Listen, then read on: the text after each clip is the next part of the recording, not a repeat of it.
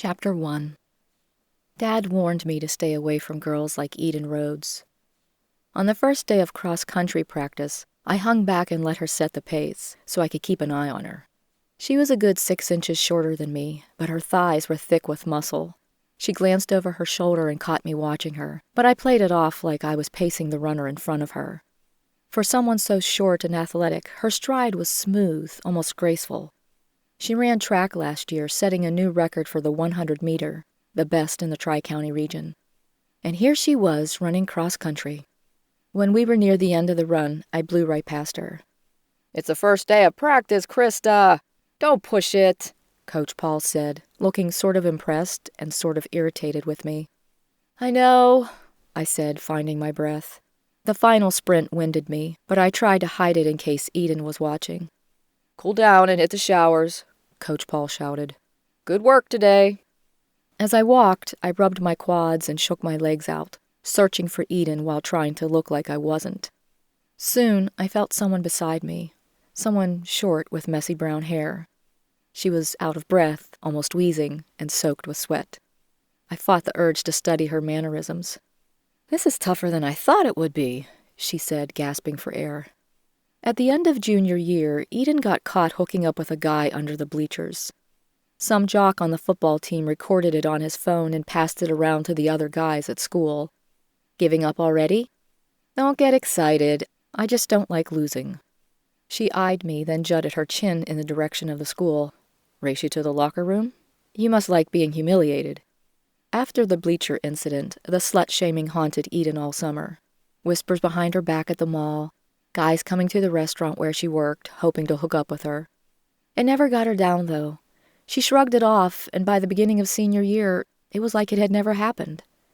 Eden dug the shoe of her push-off leg into the ground.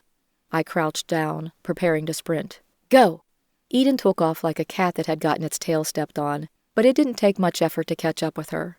With my long legs, she had to take double the strides to even keep up with me. I wasn't going to let her win, no matter what. I owned cross-country. The sooner she understood that, the better. "I win!" I threw my hands in the air and pranced about. I always win. "Damn it!" Eden leaned on her knees to catch her breath.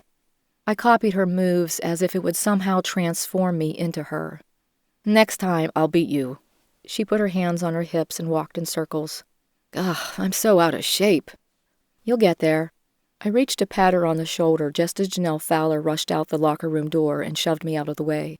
"Watch it!" Janelle ignored me and focused on Eden. "Something came up, an emergency with my little brother, so I can't drop you off." "Oh no, I hope it's nothing serious." "Not sure yet, but I have to go like 5 minutes ago." "I can take her home." The words came out of my mouth with a little too much enthusiasm, but I had to take this chance to talk with Eden. With the chaos of school and practice, she wouldn't listen to me, and we weren't exactly friends, so I had to find a way to be alone with her. "It's no problem." Janelle flicked her eyebrows. "Krista Pierce doing something nice for someone? Color me shocked." "Don't you have an emergency to go to?" "God, you two." Eden threw her head back and growled. "You're worse than the women on those reality shows." "I gotta go." Janelle shot me a nasty look and stormed off. "Are you sure it's not a problem?" Eden smiled weakly. I think we live in opposite directions." "It's no big deal." "If it's no big deal, then okay." Eden shrugged and headed to the locker room. "Do you want to come over and study?" "Today? Well, if you're busy then. I mean, sure." She turned toward her open locker and dug inside her backpack. "It'll be fun." She threw a towel over her shoulder and disappeared into the steam of the showers. This was perfect. My dad was going to hate her. I could almost see it. Eden and I would be studying at the dining room table, and he'd walk in after work, take one look at her, and make that disapproving face I knew so well. He wouldn't cause a scene right then, but later he'd talk shit on her. It was easy to do. Her curly brown hair always looked like she had just rolled out of bed. She must have bought her clothes at the thrift store. The few times I stood near her, I caught a whiff of cheap perfume and stale cigarette smoke. Dad gagged at the smell of smoke on someone's clothes. I sat near her table at lunch whenever I could. She was usually loud, snorted when she laughed, and burped like a sloppy drunk. Everyone at the table thought it was oh so cute. She could probably spit on the sidewalk and no one would even care. But my father would. On the drive to my house, Eden talked nonstop about her new boyfriend, Kyle Jenkins, the one she got caught with under the bleachers. Sometimes she got explicit with the details. It was a little gross to listen to, but I kind of enjoyed it. Not in a perverted way. It was just that no one ever talked like that around me. And here, the coolest girl in the whole school was sitting in my car, sharing her secrets with me. Unfortunately, I couldn't squeeze a word in about what I wanted to talk about, the whole reason for offering her a ride home. So it looks like I'll have a date for prom, Eden said. I have to start saving money for the dress now, though. You need to find a date. Most of the senior class will be there. We have to leave this dump on a high note. The prom isn't my thing. Out of the corner of my eye, I could see Eden studying me.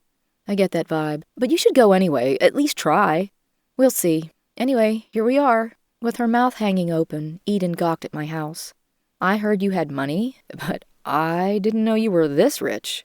A lot of people assumed I was a spoiled rich kid because of my dad's position at Milford University. If we had a lot of money, I didn't know it. Dad kept a tight grip on the finances, and I only got a small allowance of about $100 a week. I guess that was a dumb thing to say. It's all right. My dad won't be home for a few more hours, so you can look around if you want. Just don't touch anything. Eden jerked her head back, smirking. Are you serious?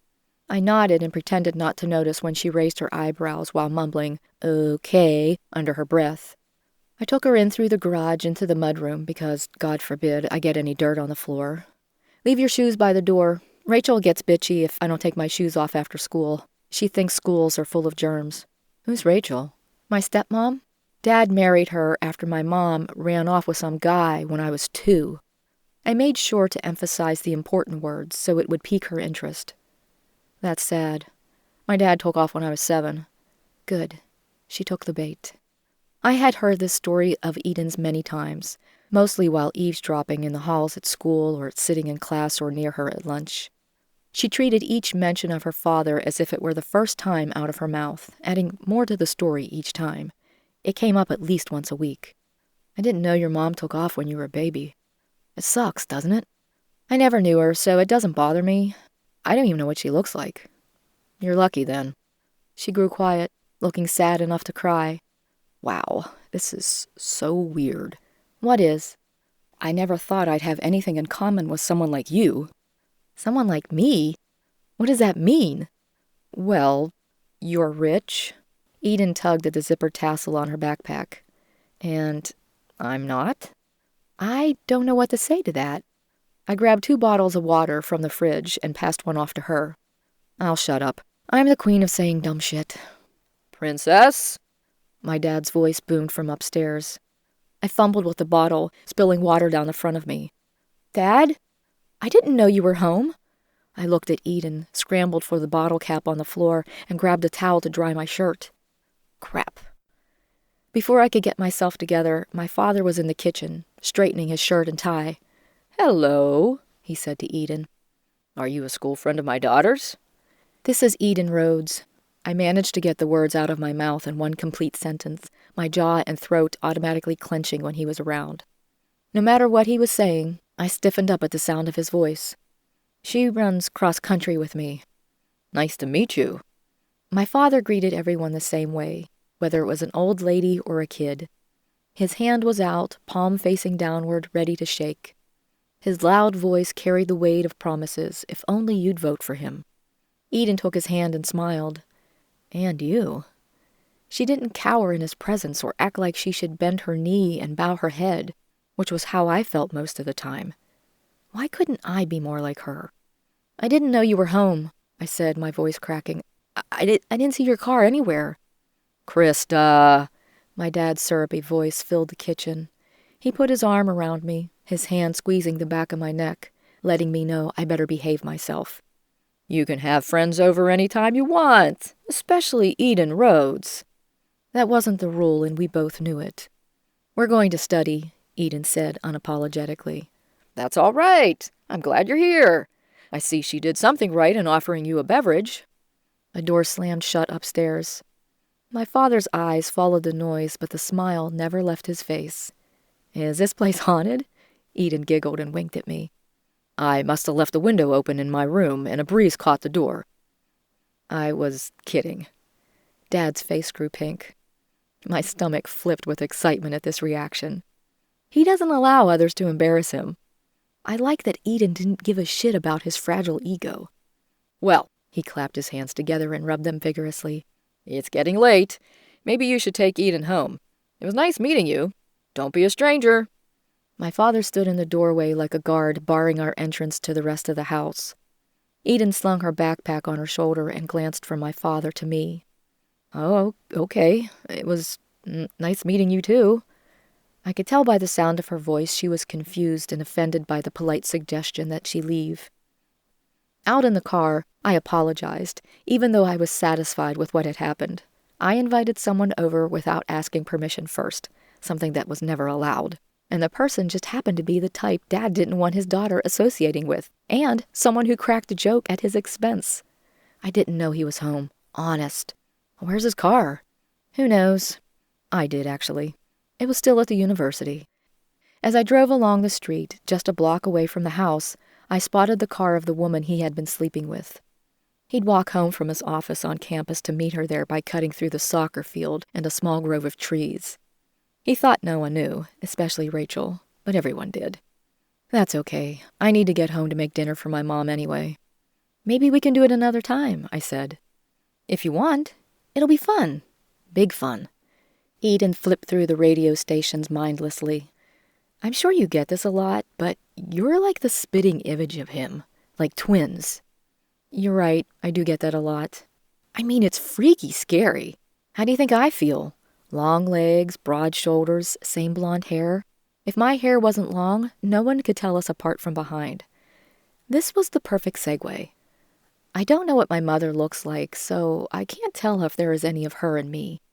Eden stared out the window as I drove along the streets of the subdivision, craning her neck as we rode past some of the prettier houses in the neighborhood.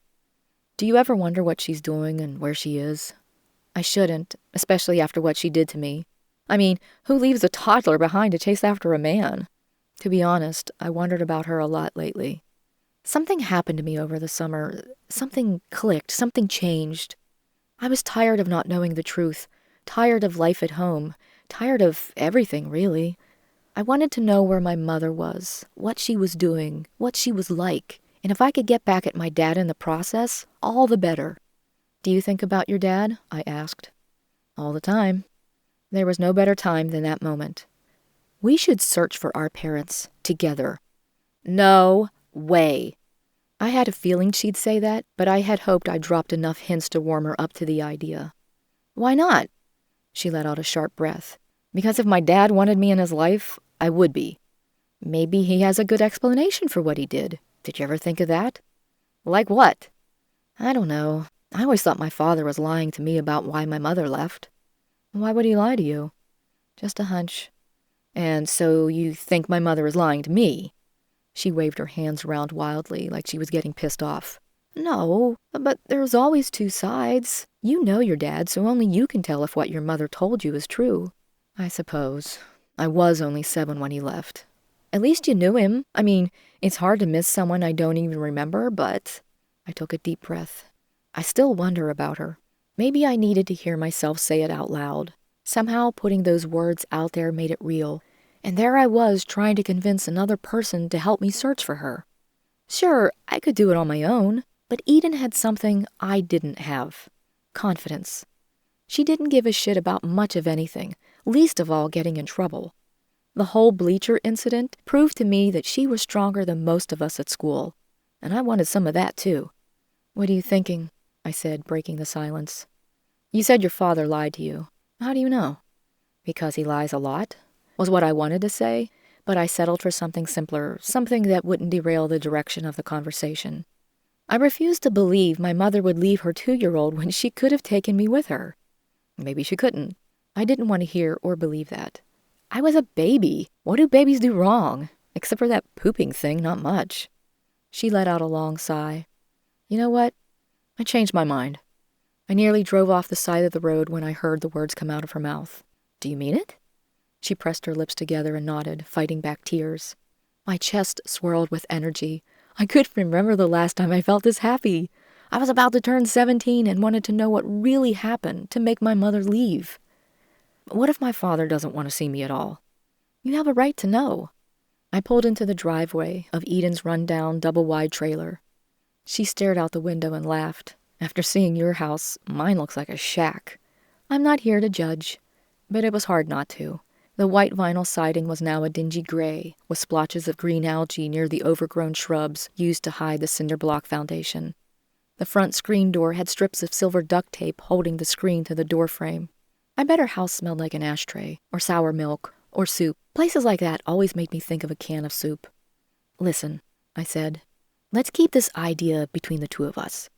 Do not mention, do you think I'm nuts? My mother would be pissed if she found out I was looking for him. She took a deep breath. There's no one else I can talk to. No one ever takes me seriously, or maybe they just don't want to hear about it anymore. You're the first person at school to ever act interested. Eden wiped her cheeks with her hand. Now that I know about your mom, I know you get it. I tried so hard not to smile. She took the bait like a hungry fish. How do we do this? She said solemnly. We'll go online in the computer lab and see what we can find, I guess. Perfect. We can keep it at school so no one finds out. Not a word to anyone. Promise? I promise.